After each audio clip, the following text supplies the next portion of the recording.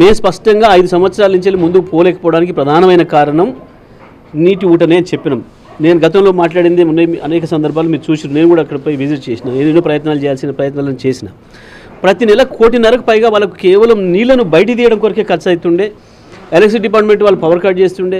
మళ్ళీ ఎలక్ట్రిసిటీ మినిస్టర్గా కూడా నేనే ఉన్నా కాబట్టి వాళ్ళు నన్ను అప్రోచ్ అయితే మళ్ళీ కనెక్షన్ ఇప్పించడం, ఏదో పద్ధతిలో దాన్ని పూర్తి చేద్దామని చెప్పి మేము చేసిన ప్రయత్నాలు ఏ పరిస్థితిలో కూడా ముందుకు పోలే. 5 సంవత్సరాలు 1 ఇంచు తవ్వడానికి వీలు కాలేదు, కేవలం నీళ్ళ వల్ల. అంటే వాళ్ళు పెట్టే టెక్నాలజీ అటువంటి దుర్మార్గమైంది.